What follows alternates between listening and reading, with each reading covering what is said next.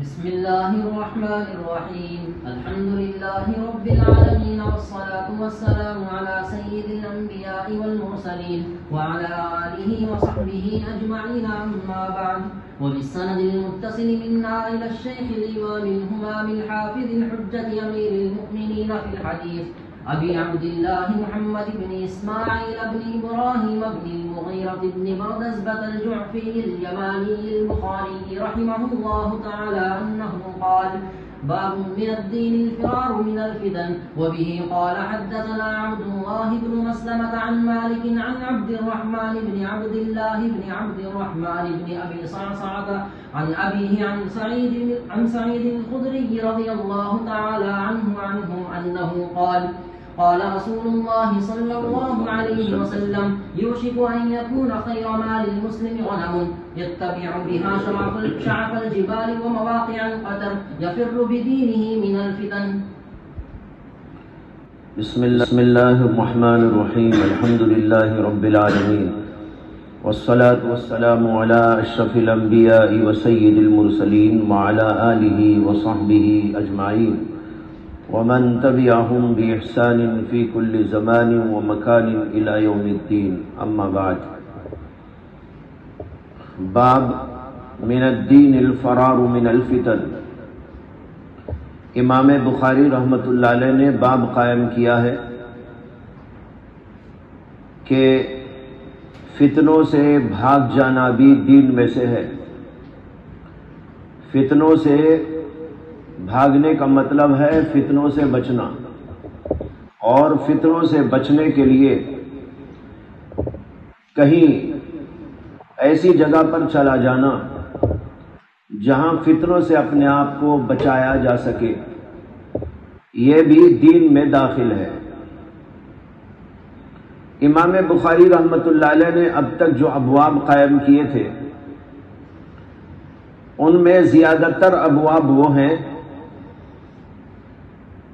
جن میں یہ بتایا گیا تھا کہ دین کے اندر یہ کام کرنا داخل ہے، یہ اعمال دین میں داخل ہے. اب یہاں بتانا چاہتے ہیں کہ نہ صرف یہ کہ کچھ کرنا دین میں داخل ہے، بلکہ اس کے ساتھ ساتھ دین کی حفاظت کے لیے کچھ چیزوں سے بچنا بھی دین میں داخل ہے. گویا کہ یہ پرہیزی بات ہے.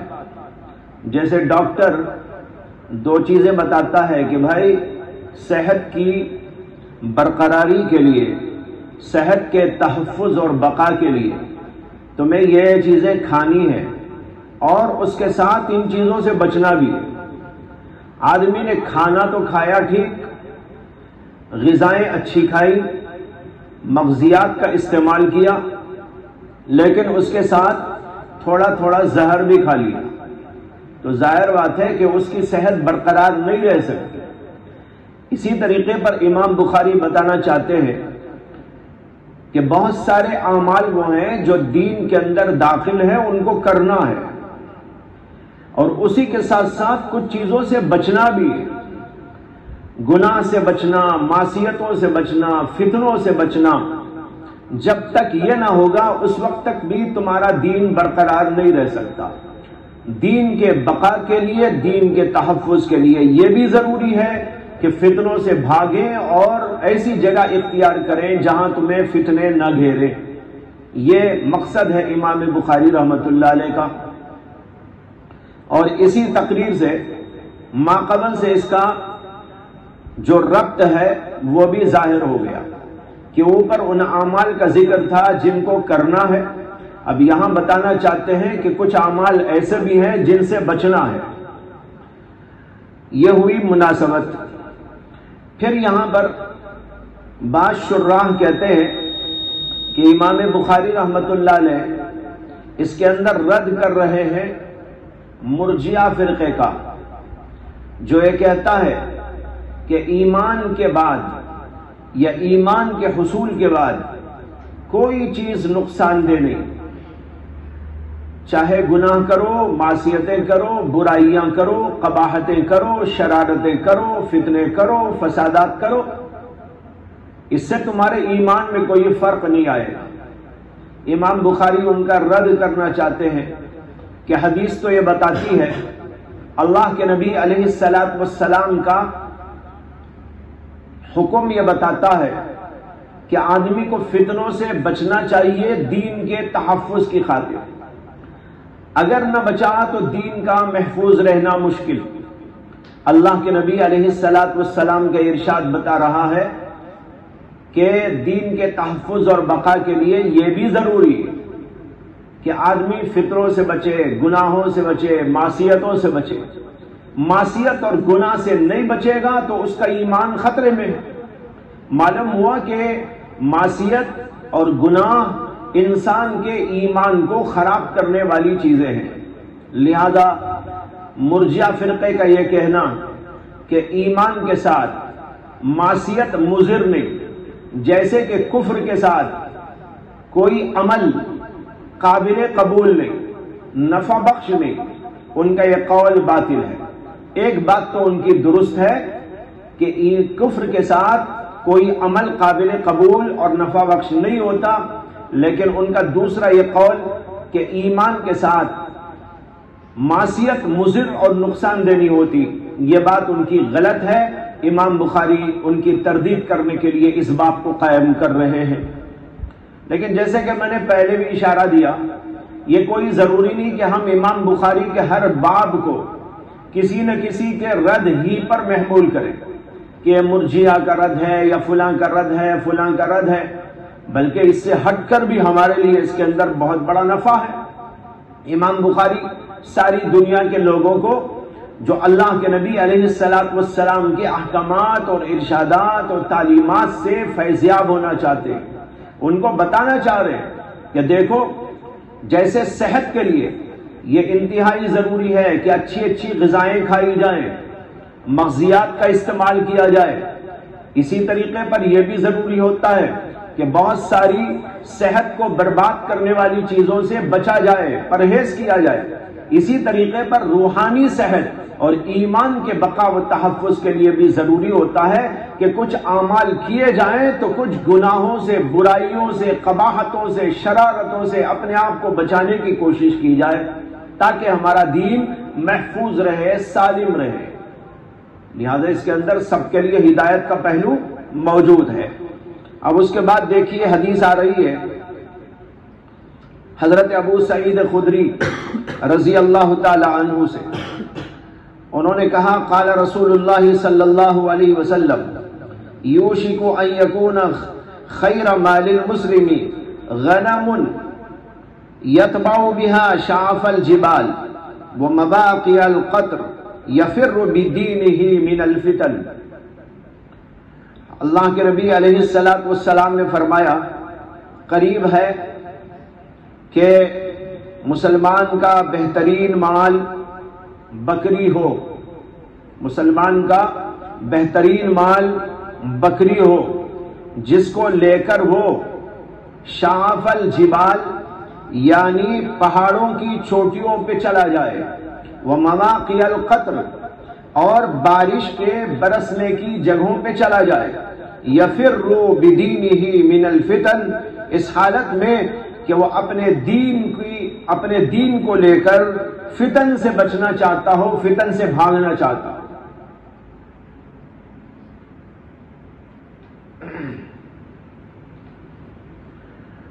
اس میں اللہ کے نبی علیہ الصلاۃ والسلام یہ فرما رہے کہ ایک زمانہ ایسا آنے والا ہے کہ اس زمانے کے اندر فتنوں کی بھرمار ہوگی اور لوگوں کے درمیان میں رہتے ہوئے فتنوں سے بچنا مشکل ہو جائے گا۔ تو اس زمانے میں ایک مومن اور مسلمان کا بہترین مال بکری ہوگی، جس کو لے کر وہ پہاڑوں کی چوٹیوں پہ چلا جائے یا ایسی جگہوں پہ چلا جائے جہاں پر بارش برستی ہے۔ بارش تو سب جگہ برستی ہے، لیکن زیادہ برسات جو ہوتی ہے وہ جنگلات میں ہوتی ہے، کھلی فضاؤں میں ہوتی ہے، بہت شدید بارشیں وہاں پر ہوتی ہیں۔ تو یہاں پر یہی مراد ہے مواقع القطر سے، بارش کے برسنے کی جگہوں میں یا پہاڑ کی چوٹیوں پہ وہ چلا جائے۔ کیوں چلا جائے؟ یفر بدینہ من الفتن، فتنوں سے بھاگتے ہوئے اپنے دین کے ساتھ، یعنی اپنے دین کو لے کر فتنوں سے بھاگنا چاہتا ہے، اپنے آپ کو فتنوں سے بچانا چاہتا ہے، اس کے لیے وہاں سے بھاگ کر وہ پہاڑوں کی چوٹیوں پہ پناہ لیتا ہے یا جنگلات کی فضا میں جا کر بسیرا کر لیتا ہے تاکہ اس کا دین محفوظ رہے۔ ایک زمانہ ایسا آنے والا ہے۔ یہ ہے حدیث پاک کا مفہوم اور خلاصہ۔ اس میں سب سے پہلے یہ دیکھیے، یوشی کو تو آپ پڑھے ہوئے ہیں، اس میں خیرہ مال المسلم، یہ خیرہ یکونو کی خبر کی وجہ سے ہے، اور اس کا اسم ہے غنم۔ غنم بعد میں آ رہا ہے اور خیر کو پہلے کر دیا گیا ہے، اس میں قلب ہے۔ ان یکون خیر مال المسلم غنم، ایک زمانہ ایسا آئے گا، قریب ہے کہ وہ زمانہ آئے کہ مسلمان کا سب سے بہترین مال غنم ہو۔ بعض روایتوں میں اس کا الٹا بھی پڑھا گیا ہے، ان یکون خیر مال المسلم غنما، ان یکون خیر مال المسلم غنما، ایسا بھی پڑھا گیا ہے، ایک روایت یہ بھی ہے۔ حاصل دونوں کا ایک ہی ہے، چاہے آپ ایسا پڑھیں یا اس طرح پڑھیں، خلاصہ ایک ہی ہے کہ ایک زمانہ ایسا آئے گا کہ مسلمان کا بہترین مال غنم یعنی بکری ہوگی، جس کو لے کر وہ پہاڑوں کی چوٹیوں پر یا بارش کے برسنے کی جگہوں پہ چلا جائے گا۔ کیوں چلا جائے گا؟ یفر بدینہ من الفتن۔ یہاں پر سوال یہ ہے کہ اللہ کے نبی علیہ الصلوۃ والسلام نے یہ جو فرمایا کہ ایک زمانہ ایسا آئے گا کہ اس کے اندر فتنوں کی بھرمار ہوگی، یہ زمانہ کون سا زمانہ ہوگا؟ ظاہر ہے کہ اس کی کوئی تعین ہم نہیں کر سکتے۔ یہ زمانہ بتائے گا، وقت بتائے گا، حالات بتائیں گے۔ جب وہ حالات پیش آئیں گے تو اس زمانے کے اہل علم، اہل دین اور اللہ والے لوگ سمجھیں گے کہ یہ ہے وہ زمانہ جس زمانے کے بارے میں اللہ کے نبی علیہ الصلوۃ والسلام نے پیش گوئی کی۔ لیکن ایسا لگتا ہے کہ اب زمانہ تو شروع ہو گیا ہے لگنا، ابھی تو آیا نہیں ہے کہ ایسے حالات بگڑ جائیں کہ آدمی فتنوں سے پناہ لینے کے لیے پہاڑوں کی چوٹیوں پہ چلا جائے۔ آج بھی موقع ہے، مسجدوں میں چلا جائے، مدرسوں میں چلا جائے، خانقاہوں میں چلا جائے، یا اپنے گھر ہی میں بند رہے یا کسی اور جگہ پر جا کر رہے۔ اب بھی ماشاءاللہ مواقع میسر ہیں شہروں میں رہنے اور اپنے لوگوں کے ساتھ بسیرا کرنے۔ لیکن ایک زمانہ ایسا آئے گا، خطرناک زمانہ، کہ اس زمانے کے اندر لوگوں کے ساتھ رہنا، سہنا، اٹھنا، بیٹھنا سب اپنے دین کے لیے خطرہ ہی خطرہ بن جائے گا، اور فتنوں کی بھرمار ہوگی۔ تب آدمی یہ سمجھے گا کہ میرا ایمان یہاں پر رہتے ہوئے محفوظ نہیں رہ سکتا، حتیٰ کہ اپنے گھر میں اسے پناہ نہیں ملے گی۔ گھر کے لوگوں کا مزاج بدل جائے گا، خاندان والوں کا مزاج بدل جائے گا، وہ کافرانہ طور و طریقے اختیار کرنے لگے گا۔ اور اسی طریقے پر جہاں بھی آپ جائیں گے، جس موقع پر بھی جائیں گے، تو وہاں کی فضا ایمان کے لیے، دین کے لیے، اعمال کے لیے، نماز روزے کے لیے سازگار نہیں ہو۔ تب آدمی مجبوراً یہ سوچے گا، اگر وہ دیندار ہے تو، اگر اس کے دل میں اللہ کا ڈر ہے تو، اس کے دل کے اندر آخرت کی فکر ہے تو، وہ سوچے گا کہ بھائی یہاں پر رہتے ہوئے جب میری نماز و روزہ اور میرا دین، میری تلاوت، میرا ذکر، یہ ساری کے ساری چیزیں خطرے میں پڑ رہی ہیں، اور ہو سکتا ہے کہ چلتے چلتے جو ہے میرے دل کے اوپر بھی ان کا اثر ہونے لگے اور ایمان بھی خطرے میں پڑ جائے، اس لیے چلو یہاں مجھے نہیں رہنا ہے۔ اسے زمانہ بتائے گا۔ اب ہم نہیں بول سکتے کون سا زمانہ ہے، کون سی تاریخ میں آئے گا، کون سے سن میں آئے گا۔ بیشتر جو پیشین گوئیاں ہیں نبی اکرم صلی اللہ علیہ وسلم کی، اور اسی طرح جو اور انبیاء اکرام علیہ السلام کی پیشن گوئیاں پہلے رہی ہیں، وہ ساری پیشن گوئیاں مبہم ہوتی ہیں، بات تو صاف ہوتی ہے لیکن کچھ ابہامات ہوتے ہیں زمانے کے لحاظ سے۔ ابہام کون سے زمانے میں ہوگا نہیں بتایا جا سکتا، یہ تو زمانہ خود بتائے گا، حالات خود بتائیں گے، اسی لیے ابھی ہم نہیں کہہ سکتے، کوئی بھی نہیں کہہ سکتا کہ زمانہ کب۔ اسی اللہ کے نبی نے اتنا کہہ دیا یوشکو، آپ نے جب کہا تو یوں کہا یوشکو، قریب ہے، افعال مقاربہ میں سے ہے نا یہ، اس کا معنی یہ قریب ہے کہ ایسا زمانہ آئے۔ اللہ کے نبی علیہ السلام نے اس زمانے میں فرمایا تھا کہ قریب ہے، اس لیے فرمایا تھا کہ اللہ کے نبی علیہ السلام کی نگاہ میں تو خود قیامت بھی بہت قریب تھی، متعدد احادیث میں موجود ہے۔ آپ نے فرمایا کہ میں اور قیامت یوں آئے ہیں، یعنی جیسے دو انگلیاں پاس پاس ہیں ایک کے بعد دوسری، بس اب میرے بعد تو بس قیامت ہی قیامت ہے۔ تو معلوم ہوا اللہ کے نبی علیہ السلام قیامت کو قریب دیکھ رہے تھے، اسی لیے یہاں بھی یہ فرما دیا قیامت کی علامتوں میں سے کہ قیامت کے پہلے ایک زمانہ ایسا آنے والا ہے۔ بہرحال ہے، وہ آئے گا اپنے وقت پر اور لوگ اس کو دیکھیں گے، اہل علم، اہل فکر، اہل دین، اہل صداقت، اور اس کو محسوس کریں گے۔ دوسری بات یہاں پر یہ ہے کہ جب وہ فتنوں کا دور آئے گا تو اس فتنے کے دور میں اللہ کے نبی کہتے ہیں مسلمان کا بہترین مال غنم ہوگا، بکری ہوگی، جس کو لے کر وہ پہاڑوں کی چوٹیوں پہ چلا جائے۔ کیا مطلب؟ مطلب یہ ہے کہ گزارے کے لیے، کھانے پینے کے لیے کچھ تو سامان ہونا چاہیے نا۔ آدمی جنگل میں چلا جائے، پہاڑ کی چوٹی پہ چلا جائے، لیکن کھانا تو بہرحال کھانا ہے، کھانے کا نظام کچھ نہ کچھ ہونا ہے۔ تو کھانے کا نظام یہ ہوگا کہ وہ بکری کو لے کے جائے گا۔ بکری کا کیا فائدہ؟ بکری دودھ دیتی ہے، دودھ پیتا رہے گا، زندگی چلتی رہے گی، روزانہ دودھ نکال نکال کر پی لے گا، اپنی اللہ کی عبادت کر لے گا، فتنوں سے اپنے آپ کو بچائے ہوئے جنگلات کے اندر رکھ لے گا۔ اس لیے یہاں بکری کا ذکر کیا گیا۔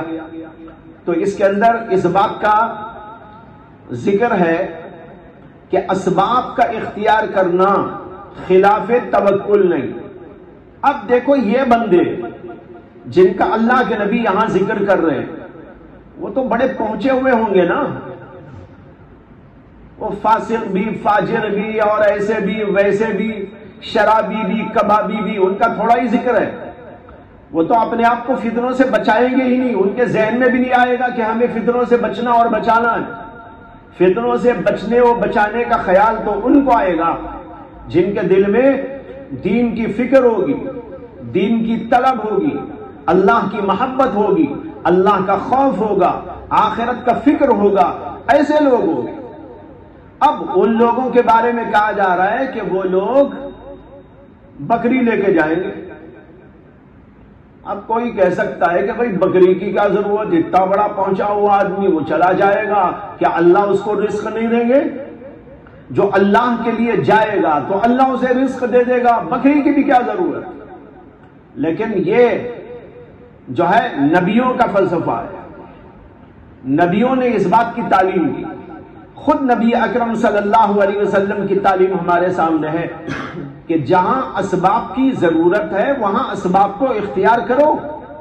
اسباب کا اختیار کرنا توکل کے خلاف ہے، نہ نبوت کے خلاف۔ اللہ کے نبی علیہ السلام نے بھی اپنی زندگی کے اندر بے شمار مواقع پر اسباب کو اختیار کر کر کے دکھایا۔ جہاد میں جا رہے ہیں، اسباب اختیار کر رہے ہیں، جو بس میں ہے، جو ہتھیار لینا ہے، جو اسباب لینا ہے، کیوں نہیں نکل کر بغیر اسباب کے چلے گئے کہ بھئی ہمیں کوئی ضرورت نہیں، ایک تلوار کی بھی ضرورت نہیں، ہم جائیں گے، ہاتھ سے مقابلہ کریں گے؟ ایسا نہیں ہوا۔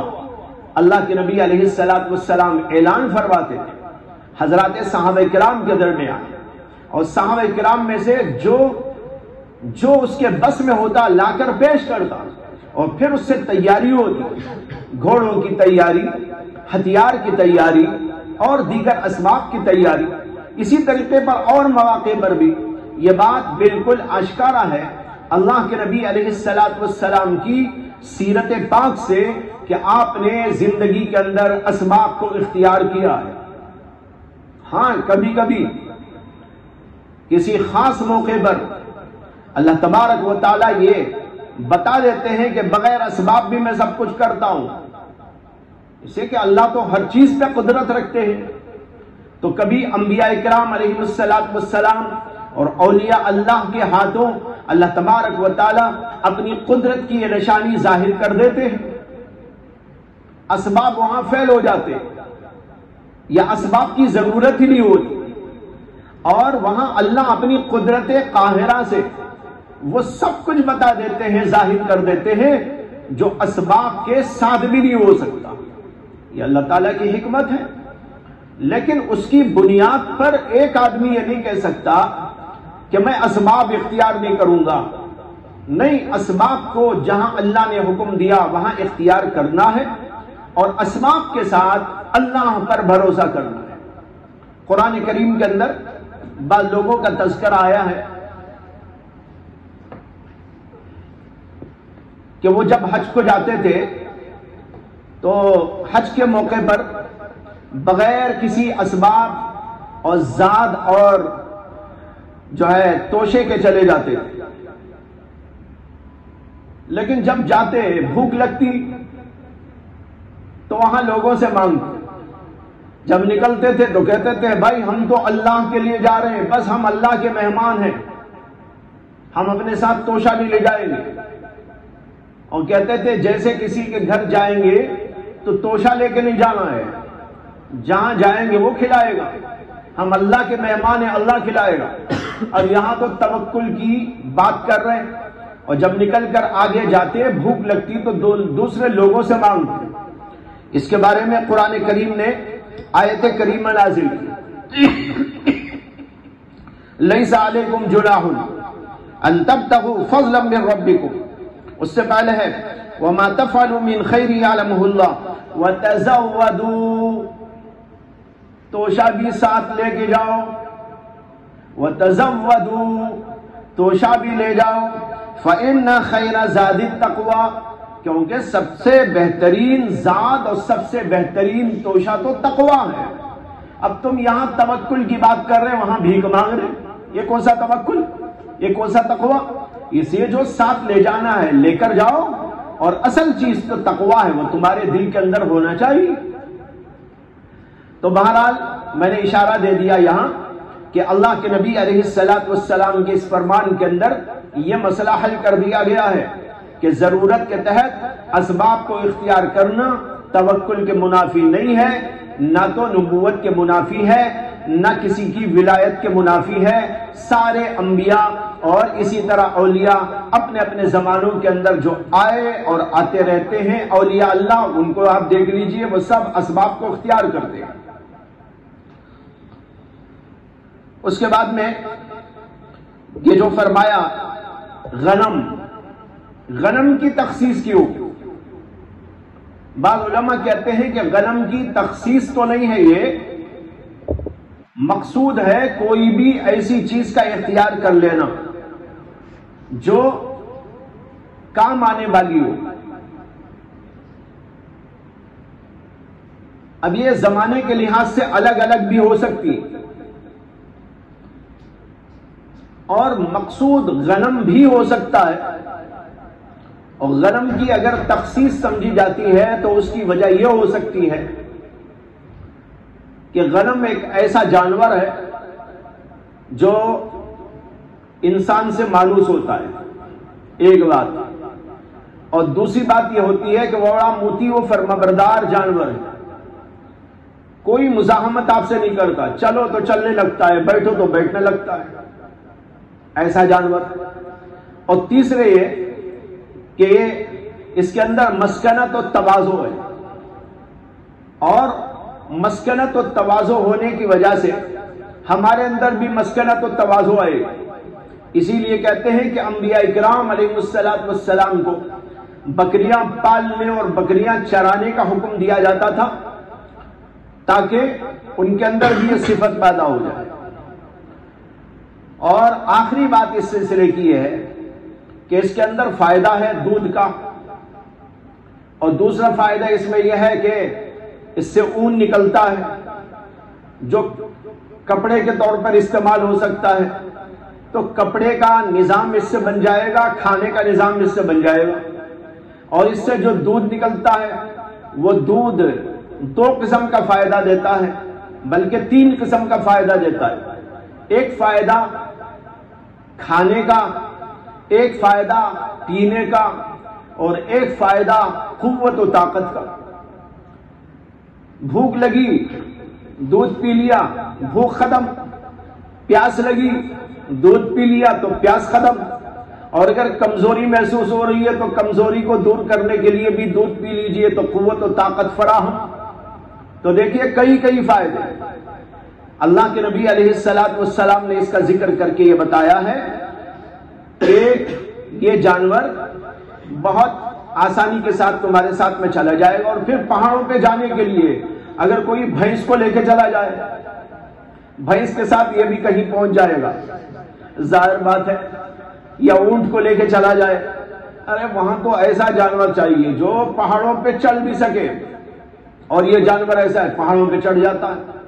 میں نے کشمیر کے پہاڑوں میں دیکھا جگہ جو ہے پہاڑوں کے اوپر بکریاں ناچ رہی ہیں، گھوم رہی ہیں، پھر رہی ہیں، اور ان کو چرانے والے چرا رہے ہیں۔ تو بہرحال یہ ایسا جانور جو مختلف قسم کے فائدے رکھتا ہے، اسی اللہ کے نبی علیہ السلام نے اس کا ذکر فرما دیا۔ اس میں جو لفظ آیا ہے شعف الجبال، یہ شعفہ کی جمع ہے، اور شعفہ کہتے ہیں راس الجبل، پہاڑ کی چوٹی، اور مواقع القطر، قطر مطر کے معنی میں مراد ہے وہ جگہ جہاں پر بارشیں کثرت کے ساتھ ہوتی ہیں، اور وہ جنگلات شہروں میں بھی ہوتی ہے لیکن زیادہ تر بارشیں ایسے علاقوں میں ہوتی ہیں۔ تو 2 قسم کی چیزوں کا ذکر کیا اللہ کے نبی نے، پہاڑوں کی چوٹیوں پر اور کھلی فضاؤں میں جہاں بارشیں ہوتی ہیں، یعنی جنگلات، وہاں پر چلا جائے، اس لیے کہ وہ جگہ فتنوں سے پاک ہوتی، وہاں لوگوں کا بسیرا نہیں ہوتا، وہاں پر فتنے آتے نہیں، لہذا وہاں پر جائے گا آدمی تو اپنے آپ کو فتنوں سے بچا سکے گا۔ اور جو اخیر میں فرمایا یفر بدینہ من الفتن، یہ مقصد ہے اوپر کا جو ارشاد ہے اسی کا مقصد یہاں پر بیان کر دیا کہ مومن یہاں کیوں چلا جائے گا، اس لیے چلا جائے گا کہ فتنوں سے اپنے آپ کو، اپنے دین کو بچانے کے لیے وہ بھاگنا چاہتا ہے۔ یفر بدینہ، یہاں پر ایک سوال پیدا ہوتا ہے کہ اس سے تو رہبانیت کی تعلیم کا اندازہ ہوتا ہے کہ اللہ کے نبی علیہ السلام نے رہبانیت کی تعلیم دی، جنگلات میں جا کے رہ جاؤ، پہاڑوں کی چوٹیوں پہ جا کے رہ جاؤ۔ تو دین کو بچانے کے لیے، دین کے تحفظ کے لیے کیا جنگلات میں رہ جانا یا پہاڑوں کی چوٹیوں پہ چلا جانا اور شہروں کو چھوڑ دینا، یہ جو رہبانیت ہے، کیا رہبانیت اسلام کے اندر درست ہے؟ جواب اس کا یہ ہے کہ اسلام کے اندر رہبانیت کی تعلیم نہیں، بلکہ اسلام تو اس کا مخالف ہے۔ اسلام کہتا ہے کہ تم کو دنیا میں رہنا ہے، شہروں میں آبادیوں میں لوگوں کے ساتھ میں بسیرا کرنا ہے، بیوی اور بچے بھی کرنے ہیں، دکانداری، مختلف قسم کی ملازمتیں، صنعت و حرفت اور پیشے اور دنیا کی کمائی کے مختلف ذرائع اسباب اختیار کرنا ہے۔ ان سب چیزوں کے ساتھ تم کو دین پہ قائم رہنا ہے۔ دین پر چلنے کے لیے جنگلات کی فضا میں جانا نہیں۔ ایک زمانہ تھا کہ عیسائیوں کے اندر بڑے رہبان پیدا ہوتے، راہب لوگ۔ علی میاں ابو الحسن علی ندوی نور اللہ مرقدہ نے لکھا ہے کہ ایک زمانہ عیسائیوں میں ایسا گزرا کہ ایک ایک شہر کے اندر سے 50-50 ہزار لوگ جنگلات کی فضا میں جا کے رہنا شروع کر دیے۔ 50-50 ہزار لوگ، اور پھر جنگل بھی منگل ہو گیا، ایسی فضا قائم ہو گئی۔ اور یہ راہبین جو جاتے تھے کھانا نہیں کھاتے تھے، یعنی عام کھانا، پتے کھاتے ہیں، پتوں پہ بسیرا، اور کوئی سایہ نہیں، دھوپ کے اندر کھڑے ہوئے ہیں۔ اور ایک کا حال یہ لکھا ہے کہ اس نے 3 برس تک ایک گندی نالی میں اپنے آپ کو جو ہے ٹھکانہ دیا، گندی نالی میں رہتا تھا وہ، اور اس کی وجہ یہ بیان کرتا تھا کہ میں نفس کو مارتا ہوں، نفس کی خلاف ورزی کے لیے، نفس کو دبانے کے لیے میں گندے نالے میں رہتا ہوں۔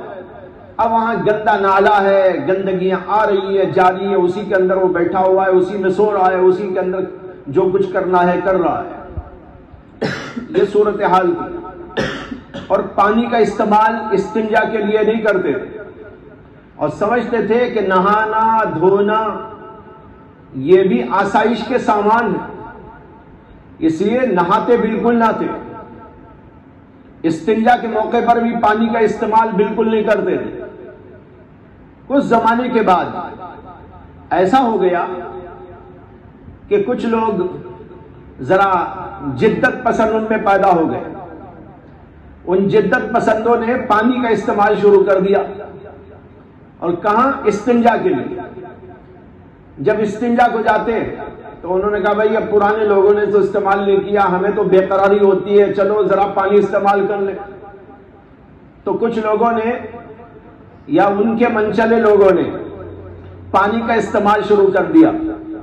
تو ان کا ایک بہت بڑا راہب جس کو وہ لوگ پہنچا ہوا مانتے تھے، اس نے اٹھ کر تقریر کی لوگوں کے درمیان، اور ان کو نصیحت کی اور کہا کہ مجھے معلوم ہوا ہے کہ تم ہمارے اسلاف کے طریقے کے خلاف پانی کا استعمال استنجا کے لیے کرنا شروع کر دیے ہو۔ یہ دیکھو اسلاف کے طریقے کے خلاف ہے، تمہیں اپنے اسلاف کے طریقے پر آنا چاہیے، نہیں تو پھر تمہاری ساری روحانیت باطل ہو جائے گی۔ اب اندازہ کرو، یہ ہے روحانیت، نہ نہانا نہ دھونا، نہ کوئی ڈھنگ کا کھانا نہ پینا، نہ رہائش، نہ بیوی، نہ بچے، نہ کپڑے۔ بیشتر ان میں ایسے تھے جو کپڑے بھی نہیں پہنتے، بلکہ تاریخ لکھتی ہے کہ بالوں کو بڑھاتے بڑھاتے اتنے بڑھا لیتے کہ وہ بال جو سامنے لمبے پڑے رہتے وہی سطر کے چھپانے کے لیے کام آ جاتے۔ یہی ان کا گویا لباس تھا۔ یہ صورتحال اس زمانے کے اندر پیدا ہوئی، لیکن بعد میں ایسا ریاکشن ہوا اس کا کہ سارے کے سارے ختم ہو گئے راہبی۔ آج عیسائیوں میں کوئی راہب موجود نہیں، الا ماشاءاللہ کوئی الٹے دماغ کا ہوگا تو اب بھی ہوگا، ورنہ تو ان کے ہاں اب ہے ہی نہیں۔ یہ ریاکشن ہے۔ اللہ کے نبی علیہ السلام نے اس کے بارے میں فرمایا ہے کہ ان لوگوں نے دین کے اندر سختیاں کی، دین کے اندر ان لوگوں نے سختیاں کی۔ یہی سختیاں ہیں، کھانا نہیں کھانا، پانی نہیں پینا، اور کپڑے نہیں پہننا، اور گھروں میں نہیں رہنا، جنگلوں میں چلے جانا۔ اللہ کے نبی علیہ السلام نے فرمایا کہ ان لوگوں نے ایسا کیا، اللہ نے بھی ان پر تنگی پیدا فرمائی۔ تو بتانا یہ ہے کہ اسلام کے اندر اس رہبانیت کی تعلیم کا کوئی دور دور تک واہمہ اور شبہ نہیں ہونا چاہیے۔ اب رہا یہ سوال کہ اس حدیث کے اندر تو معلوم ہو رہا ہے کہ اللہ کے نبی علیہ السلام فرما رہے ہیں کہ ایک زمانہ ایسا آئے گا کہ مسلمان کو جنگلات کی راہ اختیار کرنی پڑے گی اپنے دین کے لیے، اپنے دین کے تحفظ و بقا کے لیے۔ جواب اس کا یہ ہے یہ تو عارضی بات ہے، یہ تو ایک عارضی بات ہے، یہ کوئی مستقل تعلیم نہیں۔ یہ تو ایسا ہے جیسے ایک راستے سے آپ چل رہے تھے، ایک آدمی نے آپ کے پیچھے سے آپ پر حملہ کرنا چاہا تو آپ وہاں سے بھاگ کھڑے ہوئے۔ اب بھاگ کر کسی بھی جگہ پناہ لے لیتے ہیں تاکہ دشمن سے اپنے آپ کو بچایا جا سکے۔ اسی طریقے پر جب فتنوں کی بھرمار ہوگی، شہروں کی فضا دین کے لیے ناسازگار ہو جائے گی اور آدمی یہ محسوس کرے گا کہ ان لوگوں کے درمیان میں رہتے ہوئے میرے دینی اعمال اور میرا دینی مزاج اور میرا دینی طور و طریقہ برقرار نہیں رہ سکتا۔ چنانچہ اب بھی آپ کو ایسے گھرانے ملیں گے، ایسا ماحول بعض جگہ پر ملے گا۔ کلی ماحول تو ابھی نہیں ہوا ایسا، لیکن جزوی طور پر ایسا ماحول اب بھی ہے۔ بہت سے گھرانے ایسے ہیں، مولانا صاحب مدرسے میں پڑھ کے چلے گئے لیکن ان کو لوگوں نے مولانا رہنے نہیں دیا۔ میرے سامنے ایسے حالات ہیں، ایسے لوگوں کے واقعات۔ مدرسے میں پڑھ کے گئے، ہمارے مدرسے میں بھی بعض بچے پڑھ کے گئے لیکن ان کے گھر والوں نے انہیں اپنے دین پر مولانا نہیں رہنے دیا۔ کا مطلب ہے مولانا کا جو مزاج ہے، جو طریقہ ہے، جو ان کا دین کا اپنا ایک خاص انداز ہے، اس پر ان کو رہنے نہیں دیا۔ ان کو ساری خرافات کے اندر شامل ہو جانا پڑا۔ ان کی ماں نے، ان کے خاندان والوں نے، ان کے اور لوگوں نے ان کو مجبور کر دیا، یعنی تو پھر ان کو گھر چھوڑ کے جانا پڑا۔ اب گھر کو چھوڑ کے جا رہے، چلو جنگل میں نہیں، گھر چھوڑ کے جانا بھی تو ایک درجے میں یہی بات ہوئی کہ نہیں ہوئی؟ تو جزوی طور پر تو ایسا ماحول اب بھی ہے، ہاں کلی طور پر نہیں آیا جس کا ذکر اللہ کے نبی علیہ السلام نے یہاں پر فرمایا ہے۔ تو بھائی اپنے دین کے تحفظ کے لیے، ناسازگار فضا سے اپنے آپ کو بچانے کے لیے جنگلات کی راہ اختیار کرنے کا ذکر کیا گیا ہے، ایک عارضی بات ہے، مستقل حکم شرعی نہیں ہے کہ ہر آدمی جو دین پہ قائم ہونا چاہتا وہ جنگل چلا جائے، بلکہ یہ ممنوع ہے، ایسا نہیں کرنا چاہیے کہ اپنے گھروں میں رہو، اپنے ماحول میں رہو، اپنے محلوں میں رہو، اپنے شہروں میں بسو اور وہاں پر دین پر خود قائم رہو اور دوسروں کو دین پر چلانے کی کوشش کرو۔ لیکن جب ایسا ماحول آ جائے گا کہ آدمی دین کی بات دوسروں کو بول ہی نہیں سکتا، ان کے مزاج کو تبدیل کرنا ناممکن سا ہو جائے اور اس کی جد و جہد کے سارے راستے بند ہو جائیں، یہاں تک کہ محسوس کرے کہ اب مجھے تو اپنے دین پر برقرار رہنا بھی مشکل ہو رہا ہے، تب کیا کرے گا آدمی؟ دوسروں کو چھوڑے اور اپنی فکر کرے۔ اللہ نے قرآن میں فرمایا یا ایھا الذین آمنوا، اے ایمان والو، لا یضرکم، تمہیں کوئی نقصان نہیں دے گا، کوئی بھی تم کو نقصان نہیں دے گا اگر تم ہدایت کے راستے پر قائم رہو۔ تو اب یہاں پر یہی ہے، لا یضرکم من ضل اذا اهتدیتم، لا یضرکم من ضل اذا اهتدیتم، تم خود دین پر قائم ہو تو دوسرے کا گمراہ ہونا تمہیں کوئی نقصان نہیں دے گا۔ تو یہ صورت ہوگی، تو اس صورت کے لیے یہاں پر فرمایا گیا ہے، اس سے یہ نتیجہ نہیں نکالا جا سکتا کہ اس حدیث پاک کے اندر اللہ کے رسول نے رہبانیت کی تعلیم دی۔ جی باب قول النبي صلى الله عليه وسلم انا اعلمكم بالله وان المعرفه فعل القلب بقول الله تعالى ولكن يؤاخذكم بما كسبت قلوبكم. وفي قال حدثنا محمد بن سلام قال اخبرنا عبدة عن هشام عن ابيه عن عائشة رضي الله تعالى عنها وعنه قالت كان رسول الله صلى الله عليه وسلم إذا أمرهم من الأعمال بما يطيقون قالوا إنا لسنا كهيئتك يا رسول الله إن الله قد غفر لك ما تقدم من ذنبك وما تأخر فيغضب حتى يعرف الغضب في وجهه ثم يقول إن أتقاكم وأعلمكم بالله أنا. باب قول النبی صلی اللہ علیہ وسلم انا اعلمکم باللہ وان المعرفۃ فعل القلب. یہ باب ہے اللہ کے نبی علیہ الصلوۃ والسلام کے اس قول کا کہ میں تم میں سب سے زیادہ اللہ کو جاننے والا ہوں، اور یہ کہ معرفت جانکاری یہ دل کا فعل ہے. وان المعرفۃ فعل القلب لقول اللہ تعالی، اللہ کے اس قول کی وجہ سے کہ فرمایا وَلَكِنْ يُؤَاخِذُكُمْ بِمَا كَسَبَتْ قُلُوبُكُمْ، لیکن اللہ تمہاری پکڑ کرتا ہے ان چیزوں پر جو تمہارے دل کرتے ہیں، جن کا ارتکاب تمہارے دل کرتے ہیں اس پر تمہاری پکڑ ہوتی ہے. اس سے معلوم ہوا کہ دل بھی کچھ کرتا ہے، دل کا بھی کچھ عمل ہے، دل بھی کچھ فعل کا مرتکب ہوتا ہے. اسی لیے کہا گیا وَلَكِنْ يُؤَاخِذُكُمْ بِمَا كَسَبَتْ قُلُوبُكُمْ. شراح نے یہاں پر اختلاف کیا ہے اس باب کے سلسلے میں کہ اس باب میں امام بخاری رحمۃ اللہ علیہ کیا بیان کرنا چاہتے ہیں، کیا پیش کرنا چاہتے ہیں. بظاہر یہ باب کتاب الایمان سے متعلق بھی نہیں معلوم ہوتا، اسے کہ کتاب الایمان ہے جس میں ہم چل رہے ہیں، اور باب ہے اللہ کے نبی نے فرمایا انا اعلمکم باللہ وان المعرفۃ فعل القلب. یہ تو علم کا بیان ہے. بظاہر یوں معلوم ہوتا ہے کہ اس باب کا تعلق کتاب العلم سے ہے، لیکن امام بخاری اس کو لائے ہیں کتاب الایمان میں.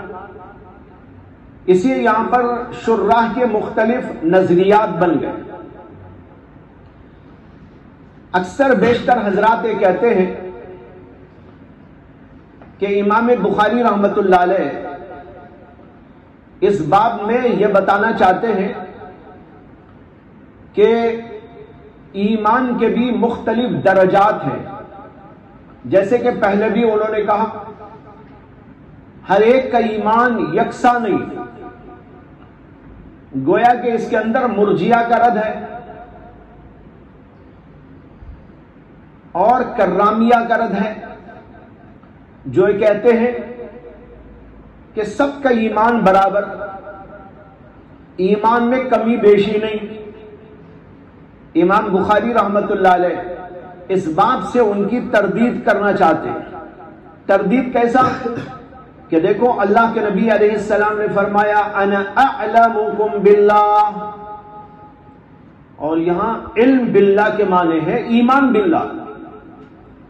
اللہ کو جاننا تو اللہ پر ایمان ہی ہے، اور کیا ہے، اللہ کو جانتے ہیں یعنی اللہ پر ایمان رکھتے ہیں. میں تم میں سب سے زیادہ اللہ کے جان کا جاننے والا ہوں، یعنی اللہ کا ماننے والا ہوں. اور عالموں کے صیغے سے معلوم ہو رہا ہے کہ اللہ کے نبی سب سے اوپر ہیں، تو معلوم ہوا کہ دوسرے اس سے کم تر ہیں. پھر ہر ایک کا الگ الگ درجہ ہے. اس سے ایمان کے درجات کا پتہ چلتا ہے. اسے امام بخاری رحمۃ اللہ علیہ اس باب کو لا کر دراصل یہ بتانا چاہتے ہیں کہ ایمان کے مختلف درجات ہوتے ہیں. یہ ایک نظریہ ہے. بعض حضرات کا کہنا یہ ہے کہ یہاں پر دو ترجمے ہیں. ایک ہے انا اعلمکم باللہ، اور اس کا وہی مطلب ہے جو ابھی عرض کیا گیا، اور دوسرا اس کے اندر ترجمہ ہے وَأَنَّ الْمَعْرِفَةَ فِعْلُ الْقَلْبِ. جانکاری یہ دراصل دل کا فعل ہے. اس میں امام بخاری بتانا چاہتے ہیں کہ ایمان جس کو کہا جاتا ہے وہ دراصل تصدیق ہے. یہ وہی بات ہے جو ابو حنیفہ رحمۃ اللہ علیہ کہتے آ رہے ہیں. امام ابو حنیفہ نے یہی کہا تھا کہ ایمان جو کہتے ہیں وہ تصدیق ہے اور وہ دل کا کام ہے. رہا نماز، روزہ، حج، زکوٰۃ اور ذکر اور فکر اور مختلف قسم کے کام و اعمال، یہ نفس ایمان میں داخل نہیں. یہ سب کمال ایمان کی باتیں ہیں. ایمان جسے کہتے ہیں وہ دل سے ہوتا ہے، وہ دل کا کام ہے، اس کا نام ہے تصدیق. وہی بات جو شروع میں عرض کی تھی امام ابو حنیفہ نے، امام بخاری مختلف ابواب قائم کرتے کرتے کرتے یہاں پر آ کر وہی بات فرما رہے. اسی لیے پہلے کہا گیا تھا کہ یہ اختلاف لفظی اختلاف ہے، حقیقی کوئی اختلاف ان بزرگوں میں نہیں. امام بخاری اور امام ابو حنیفہ کے نظریات میں اس مسئلے کے اندر کوئی اختلاف نہیں، بس لفظی اختلاف چل رہا ہے. تو دیکھو یہاں یہی کہنا چاہتے ہیں ان المعرفت فعل القلب. معرفت یعنی جانکاری سے مراد ایمان، جیسے کہ اوپر کہا نعلمکم باللہ، وہ یہ دل کا کام ہے، وہ تصدیق ہے. ظاہر بات ہے دل کا کام تو تصدیق ہی ہے نا، اور کیا ہے. یہ بتانا چاہتے ہیں، اس کے لیے یہ باب قائم کی. تیسرا قول اس سلسلے میں باشرہ کا یہ ہے کہ امام بخاری رحمۃ اللہ علیہ نے پہلے جملے انا اعلمکم باللہ سے یہ ثابت کرنا چاہا ہے کہ ایمان مختلف درجات پر ہوتا ہے، اور دوسرے جملے وَإِنَّ الْمَعْرِفَةَ فِعْلُ الْقَلْبِ سے یہ بتانا چاہتے ہیں کہ کرامیہ کا قول غلط ہے، جو یہ کہتے ہیں کہ صرف زبانی اقرار کافی ہے. کرامیہ کا مسلک شروع میں عرض کیا تھا کہ وہ کہتے ہیں کہ ایمان کے معنی ہے اقرار، یعنی زبان سے کہنا کہ میں ایمان لایا، چاہے دل میں تصدیق ہو یا نہ ہو. دل میں تصدیق ہو یا نہ ہو، دونوں صورتوں میں وہ کہتے ہیں کہ یہ ایمان ہے.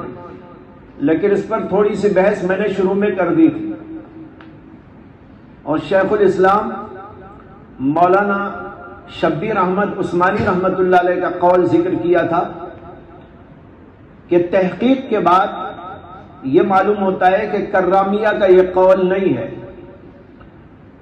ان کا قول یہی ہے کہ تصدیق ضروری ہے، بغیر تصدیق کے ایمان نہیں. لیکن وہ ساتھ یہ بھی کہتے ہیں کہ ایمان اقرار سے معلوم ہوتا ہے. اقرار نہیں کرے گا تو ایمان کیسے معلوم ہوگا؟ اس لیے وہ کہتے ہیں کہ اگر کوئی شخص یہ کہتا ہے کہ میں ایمان لایا تو ہم اسے مومن مانیں گے. بہرحال جو لوگ یہ کہتے ہیں کہ کرامیہ کا خیال ہے اور ان کا نظریہ ہے کہ ایمان صرف اقرار کا نام ہے، تصدیق نہیں، امام بخاری ان کا رد کرنا چاہتے ہیں وَإِنَّ الْمَعْرِفَةَ فِعْلُ الْقَلْبِ کہہ کر کہ معرفت یعنی ایمان، اللہ کو جاننا، یہ تو فعل قلب ہے. فعل قلب کے بغیر ایمان کا تحقق نہیں ہو سکتا. پھر اس کے بعد انہوں نے جو کہا لِقَوْلِ اللَّهِ تَعَالَى، یہ دلیل ہے وَإِنَّ الْمَعْرِفَةَ فِعْلُ الْقَلْبِ کی. معرفت فعل قلب کا نام ہے، اور اس کی دلیل یہ ہے کہ قرآن کریم نے کہا وَلَٰكِن يُؤَاخِذُكُم بِمَا كَسَبَتْ قُلُوبُكُم. یہ ایمان کے بارے میں ہے، ایمان کے بارے میں نہیں. یعنی قسم کے سلسلے کی آیت ہے جس میں کہا گیا ہے کہ اگر کوئی آدمی ایک چیز کی قسم کھاتا ہے تو اس کی جو پکڑ ہوتی ہے وہ اس کے دل کے فعل کی وجہ سے ہوتی ہے. دل میں جو ہوتا ہے اس کے مطابق. وَلَٰكِن يُؤَاخِذُكُم بِمَا كَسَبَتْ قُلُوبُكُم. اس سے اتنا سمجھانا چاہتے ہیں امام بخاری کہ دل کا بھی ایک فعل ہے، لیکن یہاں جو امام بخاری کا کہنا ہے وَإِنَّ الْمَعْرِفَةَ فِعْلُ الْقَلْبِ، اس کی دلیل یہ نہیں ہے۔ اس سے یہ تو نہیں سمجھ میں آیا کہ معرفت دل کا کام ہے، اتنا سمجھ میں آیا کہ دل کا بھی کام ہے، دل بھی کچھ کرتا ہے۔ بس اتنی دلیل انہوں نے دی کہ دل کے بھی کچھ کام ہوتے ہیں، دل بھی کچھ کرتا ہے، اور دل جو کرتا ہے ان میں ایک تصدیق بھی ہے، اور اسی دراصل تصدیق کا نام ایمان ہے۔ یہ ہے حاصل امام بخاری کی اس تقریر کا۔ اس کے بعد امام بخاری نے حدیث بیان کی، وہ حدیث جس کے اندر انا عالمکم باللہ کا جملہ اللہ کے نبی علیہ السلام کا وارد ہوا ہے۔ چنانچہ آگے حدیث بیان کرتے ہیں، حدثنا محمد بن سلام قال اخبرنا عبدہ عن هشام عن ابیہ عن عائشہ رضی اللہ تعالی عنہ قالت كان رسول الله صلى الله عليه وسلم اذا امرهم من الاعمال بما يطيقون قالوا انا لسنا كهيئتك يا رسول الله ان الله قد غفر لك ما تقدم من ذنبك وما تأخر فيغضب حتى يعرف الغضب في وجهه ثم يقول ان اتقاكم واعلمكم بالله انا۔ حضرت عائشہ صدیقہ رضی اللہ تعالی عنہ فرماتی ہیں کہ رسول اللہ صلی اللہ علیہ وسلم جب صحابہ کرام کو کوئی حکم دیتے تھے تو حکم دیتے تھے اعمال میں سے ایسی چیزوں کا جس کی ان کو طاقت ہوتی، جو ان کے اختیار اور قدرت میں ہوتی۔ کان رسول اللہ صلی اللہ علیہ وسلم اذا امرهم جب حکم دیتے صحابہ کو تو حکم دیتے اعمال میں سے ما یطیقون، ان کا جو ان کے بس میں ہے، جو انسان کے بس میں نہ ہو، کر نہ پاتا ہو۔ اللہ کے نبی علیہ السلام ایسی باتوں کا حکم نہیں دیتے۔ تو ایک موقع پر ایسا ہوا کہ اللہ کے نبی علیہ السلام نے حضرات صحابہ کرام کو بتایا کہ بھئی یہ کرو، یہ کرو، یہ کرو، ایسا نہ کرو۔ جیسے ایسے واقعات بعض وقت پیش آئے کہ کچھ صحابہ اللہ کے نبی علیہ السلام کے گھر گئے اور انہوں نے اللہ کے نبی علیہ السلام کے گھریلو اعمال اور عبادات اور وہاں کی ریاضات اور مجاہدات کا ذکر سننا چاہا۔ صحابیات نے بتایا، ازواج مطہرات نے، کہ اللہ کے نبی علیہ السلام رات میں کچھ سوتے بھی ہیں، اٹھ کر عبادت بھی کرتے ہیں، اور نفلی روزے کبھی رکھتے بھی ہیں اور کبھی چھوڑ بھی دیتے ہیں، اور اسی طرح آپ بیوی بچوں کے ساتھ رہتے سہتے اور سارے کام دھام کرتے رہتے۔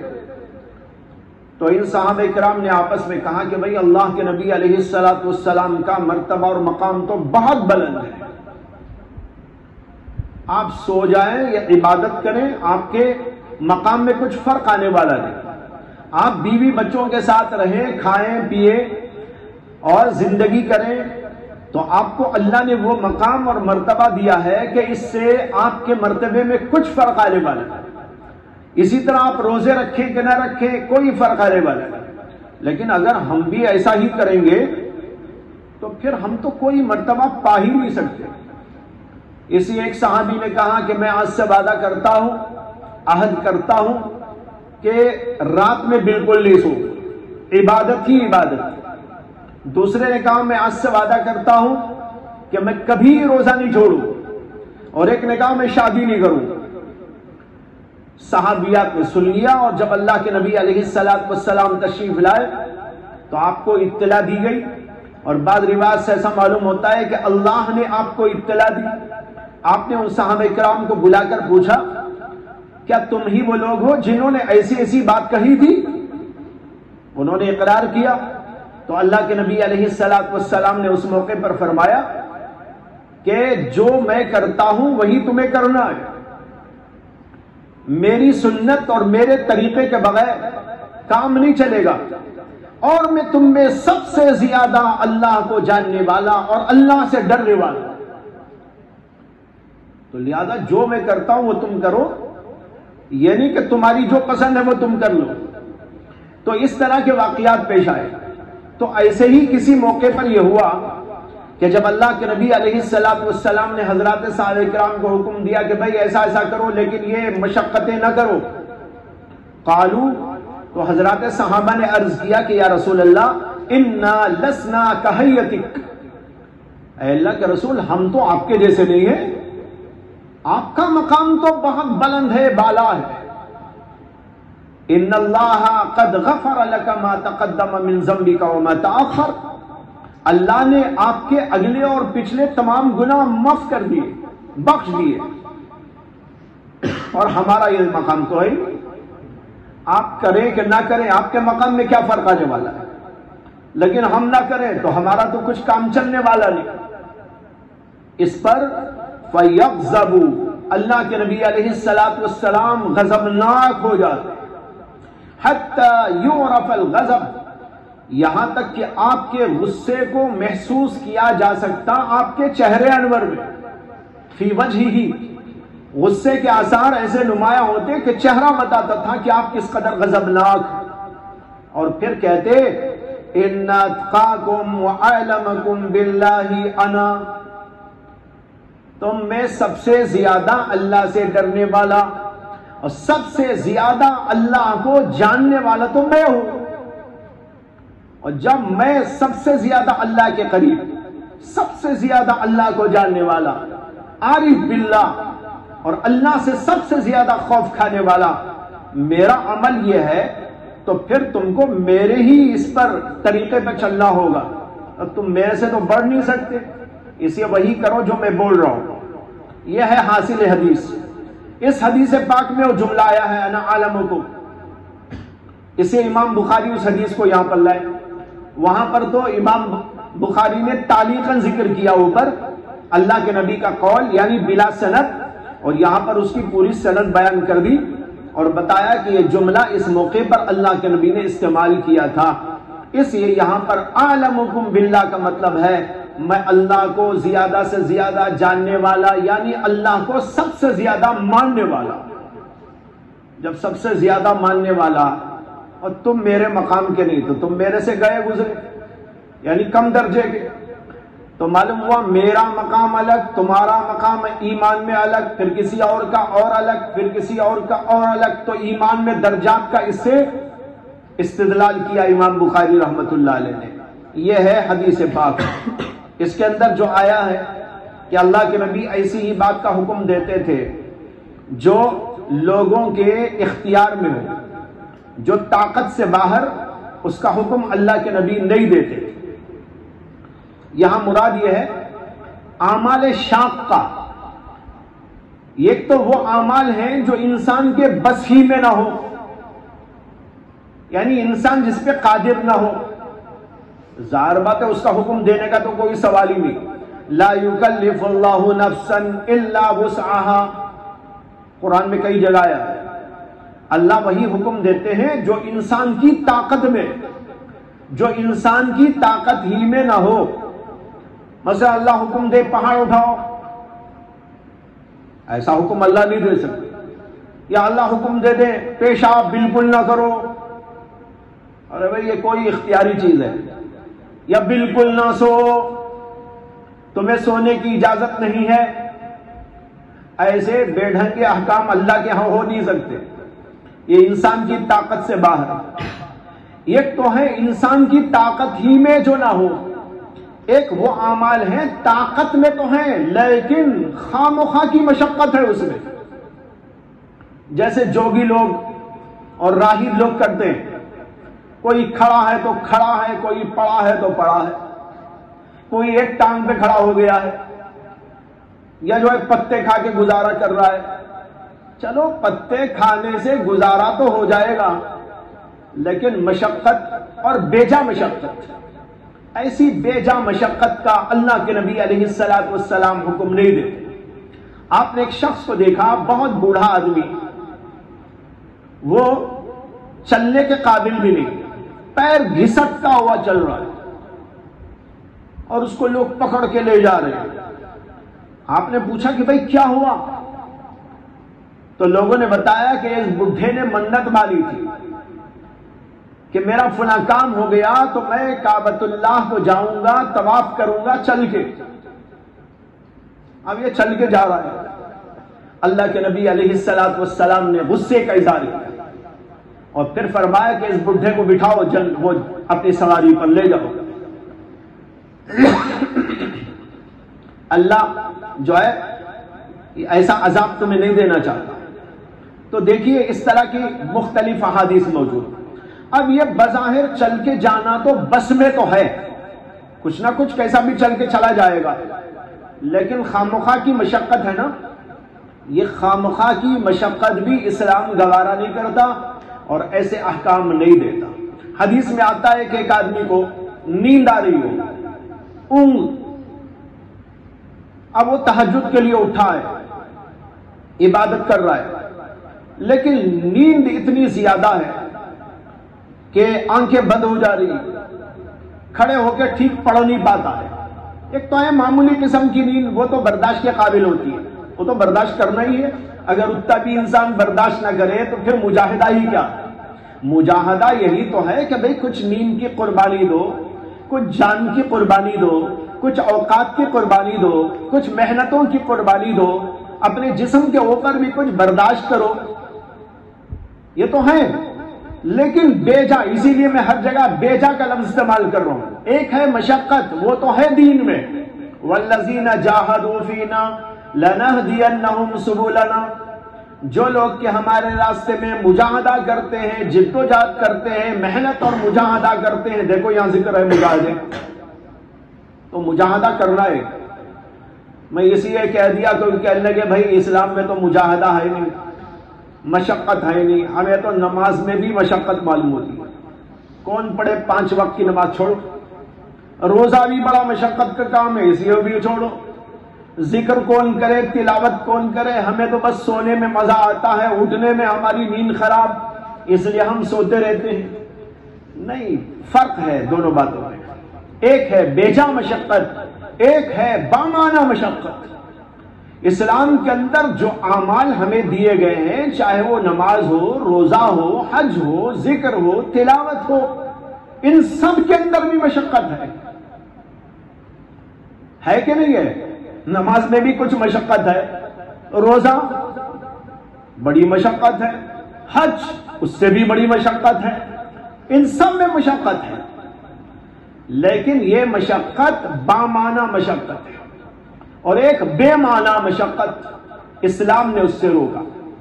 میں حدیث سنا رہا تھا کہ اللہ کے نبی نے فرمایا کہ جو آدمی تہجد میں یا عبادت کے لیے اٹھا اور نیند کا غلبہ ہو، تو فرمایا کہ جسے نیند کا غلبہ ہو وہ جا کے سو جائے، اور جب نیند سے فارغ ہو جائے تو تب اٹھ کر عبادت کرے۔ کیوں؟ آپ نے فرمایا ہو سکتا ہے کہ وہ اللہ کا نام لینا چاہتا ہو لیکن خود کو گالیاں دینے لگے، بولنا چاہتا ہوں الحمدللہ، اور الحمدللہ کی جگہ نیند کے غلبے میں بول رہا میں مر جاؤں میں ہلاک ہو جاؤں۔ ابھی نیند میں پتہ نہیں آدمی کیا کیا بکتا رہتا ہے۔ اللہ کے نبی نے کہا نہیں، جاؤ سو جاؤ، نیند آ رہی ہے نا، غلبہ ہو رہا ہے، ہاں تھوڑی بہت نیند ہے، برداشت قابل ہے، ایسی بات نہیں، کرو مجاہدہ، لیکن جب ناقابل برداشت ہو جائے جا کے آرام کر لو۔ یہ ہے اسلام کا نقطہ نظر۔ تو اس میں ایک وہ ہے جو انسان کی طاقت میں ہے، یعنی مشقت اس کے اندر ایسی نہیں ہے جو بیجا ہو، اس کو انسان اختیار کر کے کر سکتا ہے۔ ایک وہ جو ایسی بیجا مشقت اسلام اس کی تعلیم نہیں دیتا، یہ اس کا مطلب ہے۔ اور صحابہ نے جو عرض کیا ہم آپ کی طرح نہیں ہیں، یعنی آپ کے مقام کی طرح ہمارا مقام نہیں ہے، اس لیے آپ بخشے بخشائے ہیں اور ہم ایسے نہیں۔ اس کے اندر جو آیا ان اللہ قد غفر لک ما تقدم، آپ کے اگلے پچھلے تمام گناہ اللہ نے معاف کر دی۔ اس پر سوال پیدا ہوتا ہے کہ انبیاء کرام علیہ السلام تو معصوم ہوتے ہیں، ان سے گناہ کا صدور نہیں ہو سکتا۔ بڑے گناہ کا صدور تمام ہی اہل سنت کا اتفاق ہے کہ انبیاء اکرام علیہ السلام ان سے معصوم ہوتے. صغیرہ گناہ، اس کے بارے میں اشاعرہ کا کہنا ہے کہ انبیاء سے صغیرہ گناہ کا صدور ہو سکتا ہے، لیکن ماتریدیہ کا نقطہ نظر یہ ہے کہ صغیرہ کا بھی صدور انبیاء اکرام علیہ السلام سے نہیں ہو سکتا. البتہ خطا کا صدور ہو سکتا ہے. خطا الگ چیز ہے، گناہ الگ چیز ہے. تو انبیاء علیہ السلام تو معصوم ہوتے ہیں، تو پھر اللہ کے نبی کو یوں کیوں کہا گیا ان اللہ قد غفر لک؟ اس میں اس آیت کی طرف اشارہ ہے جو سورہ فتح کے شروع میں آئی، انا فتحنا لک فتحا مبینا لیغفر لک اللہ ما تقدم من ذنبک وما تأخر.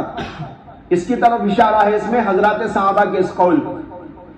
تو سوال یہ پیدا ہوتا ہے کہ جب انبیاء معصوم اور ہمارے نبی علیہ السلام معصوم، تو آپ کے گناہوں کی بخشش کا کیا مطلب؟ علماء نے اس کے اوپر بہت طول طویل بحثیں کی. بعض کا خیال یہ ہے کہ لیغفر لک، اس سے مراد ہے لیغفر لی امتی کا، آپ کے گناہ معاف کر دیں کا مطلب ہے آپ کی امت کے گناہ معاف کر دیں. لیکن یہ قول ضعیف ہے. ضعیف ہونے کی وجہ یہ ہے کہ جب یہ آیت کریمہ نازل ہوئی لیغفر لک اللہ ما تقدم من ذنبک وما تأخر، تو حضرات صحابہ نے عرض کیا کہ یا رسول اللہ صلی اللہ علیہ وسلم، اس میں تو آپ کے لیے بشارت ہے، ہمارے لیے کچھ ہے؟ تو پھر اس کے بعد والی آیت نازل لیدخل المؤمنین، جو اس کے بعد آ رہی ہے وہ آیت نازل، اس میں مسلمانوں کو بشارت جنت میں داخلے کی دی. تو اب دیکھو حضرات صحابہ نے لیغفر لک سے حضور ہی کو سمجھا، اور جب صحابہ نے اشکال کیا ہمارے لیے کیا، تب بھی حضور نے یہ نہیں فرمایا کہ بھئی یہ لکا تمہارے ہی لیے تو ہے، میرے لیے تھوڑا ہی ہے. حضور نے یہ نہیں کہا. اور اس کے بعد آیت نازل ہوئی. تو اس سے معلوم ہوا نہ اللہ نے یہ مراد لی ہے، نہ نبی نے یہ مراد لی ہے، نہ صحابہ نے یہ مراد لی ہے. ہاں مراد لی ہے تو جو ہے بریلویوں کے امام احمد رضا خان صاحب بریلوی نے اس کو مراد لیا ہے، اگرچہ اور لوگوں نے بھی لیا ہے، لیکن یہ قول جیسے کہ میں نے کہا ضعیف قول ہے. ضعیف ہونے کی وجہ یہ. دوسرا قول اس سلسلے میں یہ ہے کہ یہاں لیغفر لک میں خطائیں مراد ہیں، گناہ مراد نہیں. انبیاء سے اجتہادی خطا ہو سکتی ہے. قرآن میں بھی اللہ تعالیٰ نے نبی اکرم صلی اللہ علیہ وسلم کی ایسی بعض چیزوں کا ذکر فرمایا،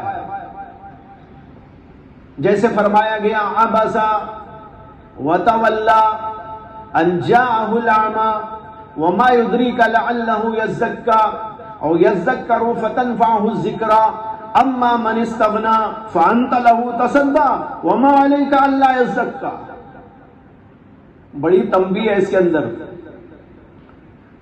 بات یاد آئی، ایک جو ہے شخص مسلمان ہوئے جو غیر مسلم تھے، غالباً عیسائی، اور بہت بڑے پادری بھی تھے.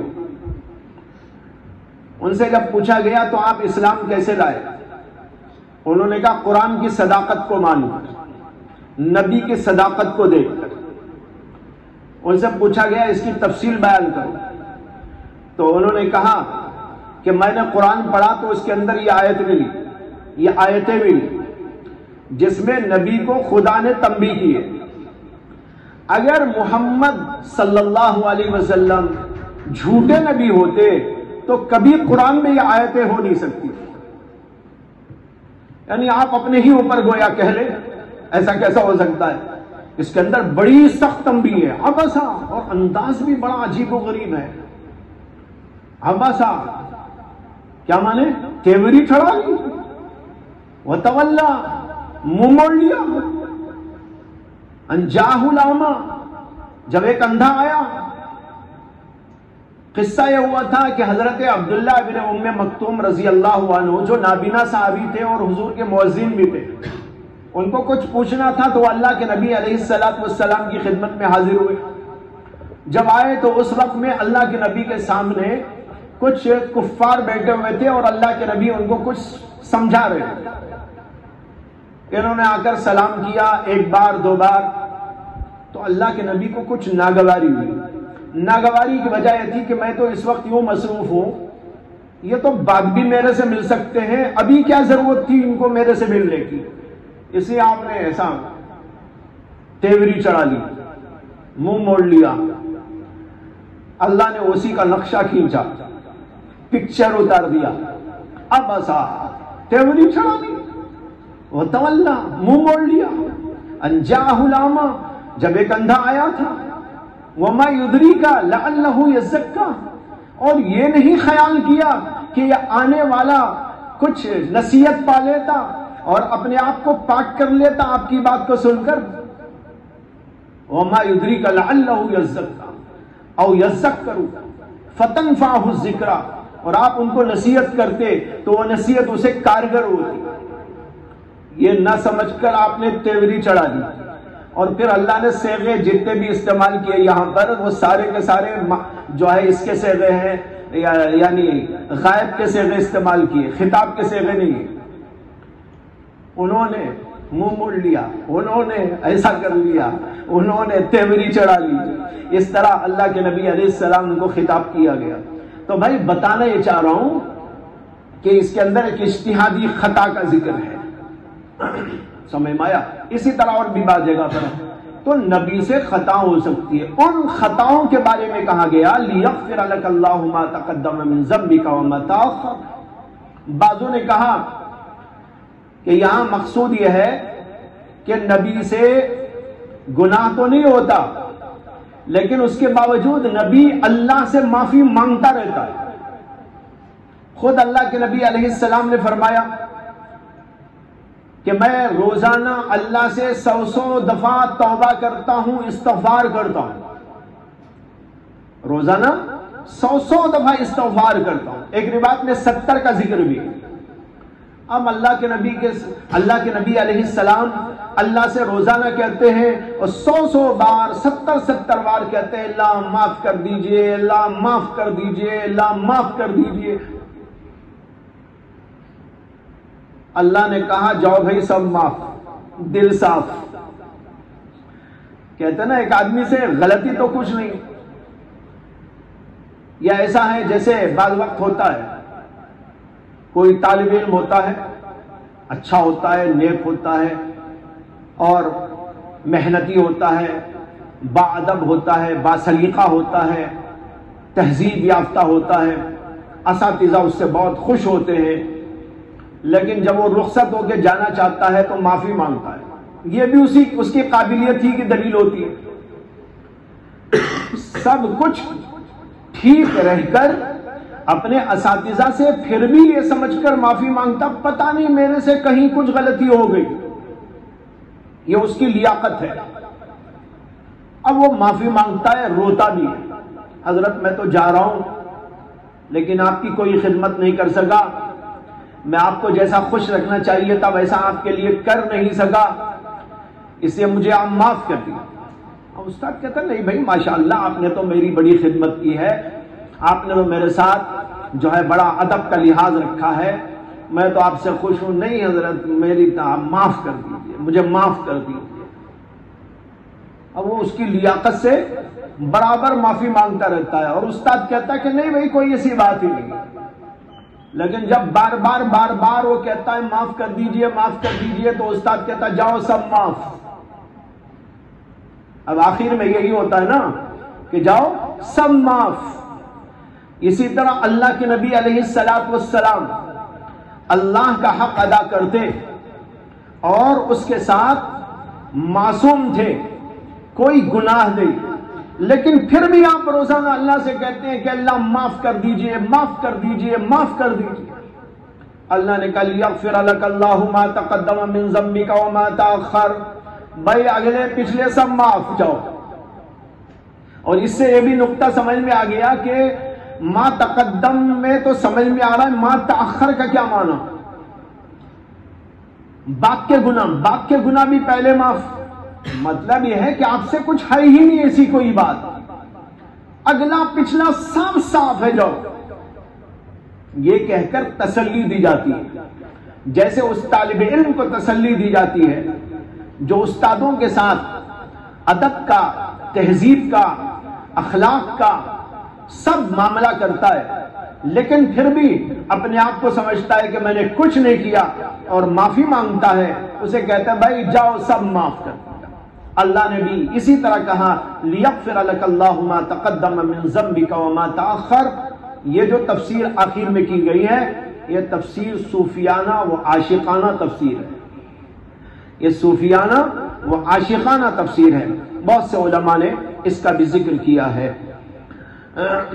اب یہاں پر ایک سوال رہ گیا، وہ یہ ہے فَيَغْضَبُ، جب صحابہ عرض کرتے کہ یا رسول اللہ ہم تو آپ کی طرح نہیں ہیں، اِنَّا لَسْنَا كَهَيَّتِكَ، ہم تو آپ کی طرح نہیں، آپ کا مقام بہت بلند و بالا اور اللہ نے آپ کے اگلے پچھلے سب گناہ معاف کر دیے، ہم اس مقام کے نہیں۔ فَيَغْضَبُ حَتَّى يُعْرَفَ الْغَضَبُ فِي وَجْهِهِ، تو اللہ کے نبی غضبناک ہوتے یہاں تک کہ آپ کے غضب کا اثر آپ کے چہرے انور پر دکھائی دیتا۔ سوال یہ ہے کہ اللہ کے نبی کو اتنا غصہ کس بات پہ آتا تھا؟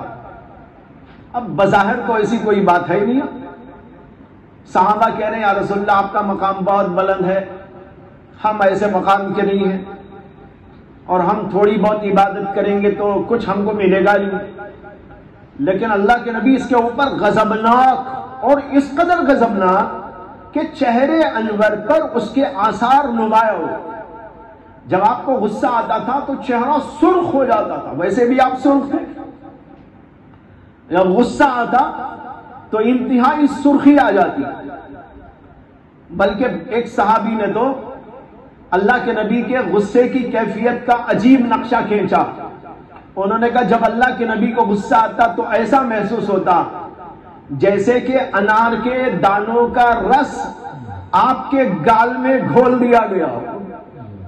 کیا پیارا انداز ہے، انار کے دانوں کا رس آپ کے گالوں میں گھول دیا گیا تو جیسا محسوس ہوتا ہے، اللہ کے نبی علیہ الصلوۃ والسلام غضبناک ہوتے تو ایسا محسوس ہوتا۔ تو بہرحال سوال یہ ہے کہ غصہ کیوں تھا؟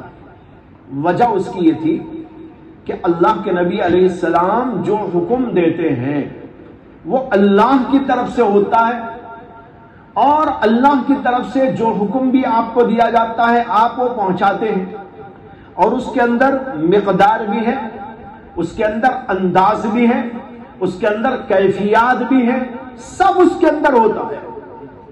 اس میں کمی بیشی کر لینے کا اپنی طرف سے کسی کو کوئی اختیار نہیں۔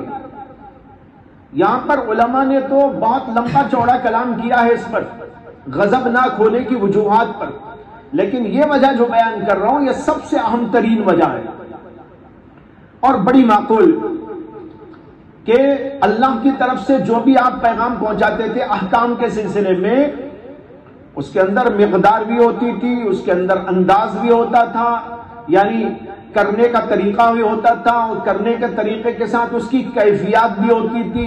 یہ تینوں چیزیں اللہ کی طرف سے آپ پہنچاتے تھے۔ نماز پڑھنا ہے، کتنی پڑھنا ہے اور کیسا پڑھنا ہے، اس کی کیفیت کیا ہونی چاہیے، ظاہراً باطناً اس کے آداب سب بیان کر دیں۔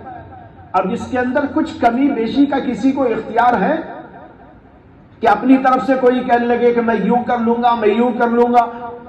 ظاہر بات ہے اس کا کسی کو اختیار نہیں۔ لہذا جب صحابہ عرض کرتے یا رسول اللہ آپ کا مقام تو بہت بلند ہے، ہمارا تو کچھ مقام نہیں، لیکن ہم اتنا ہی کریں جتنا آپ بول رہے ہیں تو پھر تو ہمیں کچھ نہیں ملے گا. اس پر اللہ کے نبی کو غصہ آتا تھا کہ میں جو بیان کر رہا ہوں یہ اس سے ہٹ کر کچھ لینا چاہتے ہیں, اس سے ہٹ کر کچھ کرنا چاہتے ہیں. میں کہہ رہا ہوں اتنا کرو, یہ کہہ رہے نہیں ہم اور کریں گے. تو یہ تو منمانی ہو گئی, دین کے اندر اضافہ ہو گیا. اسی سے سمجھ میں آیا کہ دین کے اندر اضافہ نہ کیفیت کے اعتبار سے کر سکتے ہیں اور نہ مقدار کے اعتبار سے کر سکتے ہیں. اگر وہاں کریں گے تو غصے کی بات ہے, اسی لیے غصہ ہے. اسی سے معلوم ہوا بدعات کس قدر غلط ہوتی ہے. اپنی طرف سے دین کے اندر کوئی اضافہ نہ مقدار کے اعتبار سے نہ کیفیت کے اعتبار سے کسی طور پر بھی نہیں ہونا چاہیے. اگر کیفیت میں اور مقدار میں اضافہ ہوتا ہے تو پھر وہ قابل نکیر اور قابل رد ہوتا ہے. حدیث میں اللہ کے نبی صلی اللہ علیہ وسلم نے فرمایا من احدث فی امرنا ھذا ما لیس منہ فہو رد. جو ہمارے اس دین کے اندر وہ بات پیدا کرے جو دین میں نہیں ہے تو وہ رد ہے, وہ قابل رد ہے, وہ مردود ہے, ناقابل قبول ہے. معلوم ہوا کہ دین کے اندر کوئی اضافہ نہیں کر سکتے. اور میں نے دو باتیں کی, مقدار کے اعتبار سے بھی اور کیفیت کے اعتبار سے بھی. مقدار یہ ہے کسی چیز کی جو مقدار بیان کر دی گئی اتنی ہی مقدار میں کرو. ہاں جہاں پر اختیار دیا گیا ہے کہ تم مثلا نفل نماز کتنی بھی پڑھ سکتے ہو, 100 رکعت پڑھو, 200 پڑھو, 400 پڑھو, 1000 پڑھو, لیکن اس میں اس کا لحاظ رکھو کہ طاقت تمہاری اس کا ساتھ دے سکے. اس سے زیادہ کر اپنے آپ کو پریشانی میں نہ ڈالو. اور جہاں پر مقررہ مقدار موجود ہے وہاں پر اضافے کی کوئی گنجائش نہیں. نمازوں کی مقدار مقرر, اس میں اضافہ نہیں ہو سکتا. جہاں اضافے کی گنجائش ہے وہاں پر یہ دیکھ لیا جائے کہ کہاں تک طاقت ساتھ دیتی ہے. اگر اس سے زیادہ ہو رہی ہے تو پھر نہیں کرنا چاہیے. اور دوسری بات میں نے عرض کی کیفیت. کیفیت میں بھی اضافے کی اجازت نہیں ہے. اس کی دلیل دے دیتا ہوں تاکہ ذہن میں آپ کے بات رہے.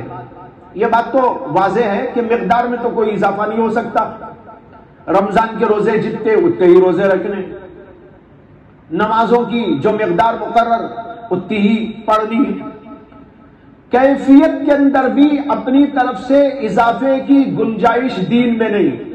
اس کی دلیل امام ترمذی کی روایت کردہ یہ حدیث ہے, اور جگہ بھی, کہ حضرت عبداللہ ابن مغفل رضی اللہ عنہ کے صاحبزادے ان کو نماز پڑھایا کرتے تھے. وہ ضعیف ہو گئے تھے, بوڑھے تھے, تو ان کے صاحبزادے ان کو نماز پڑھاتے تھے. ایک بار انہوں نے نماز پڑھائی تو اس کے اندر بسم اللہ الرحمن الرحیم زور سے پڑھ دی. بسم اللہ آہستہ پڑھتے نا شروع میں نماز کے اندر, تو انہوں نے زور سے پڑھ دی.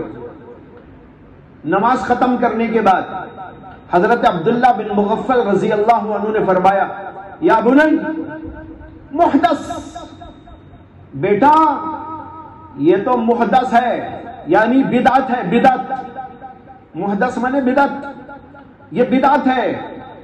میں نے رسول اللہ صلی اللہ علیہ وسلم کے پیچھے نماز پڑھی ہے, میں نے حضرت ابو بکر کے پیچھے نماز پڑھی ہے, میں نے عمر کے پیچھے نماز پڑھی ہے, لیکن میں نے ان میں سے کسی کو بھی یہ پڑھتا ہوا نہیں دیکھا. یعنی زور سے پڑھتا ہوا نہیں دیکھا. پڑھتے تھے آہستہ, وہ تو سنائی نہیں دیتا نا. اب بھی امام صاحب پڑھتے ہیں, آپ کا سنائی دیتا. تو دیکھو حضرت عبداللہ بن مغفل نے اس کو بدعت قرار دیا کہ جو چیز آہستہ پڑھنے کی ہے اسے زور سے پڑھ دی. یہ کیفیت ہے. انہوں نے نہ پڑھنے کی چیز نہیں پڑھی, پڑھنے ہی کی چیز پڑھی, لیکن پڑھنے کی کیفیت میں فرق. ایک ہے آہستہ پڑھنا اور ایک ہے زور سے پڑھنا. زور سے پڑھنے کی چیز, آہستہ پڑھنے کی چیز زور سے پڑھ دی تو انہوں نے کہا یا بنی محدث. معلوم ہوا کہ کیفیت کے اندر بھی اضافہ نہیں کیا جا سکتا. یہ ہے بنیاد جس کی وجہ سے رسول اللہ صلی اللہ علیہ وسلم نے اتنے غضب کا اظہار فرمایا، غصے کا اظہار فرمایا، اور آخر میں فرمایا ان اتقاکم وعلمکم باللہ ان، وآخر دعوانا الحمدللہ رب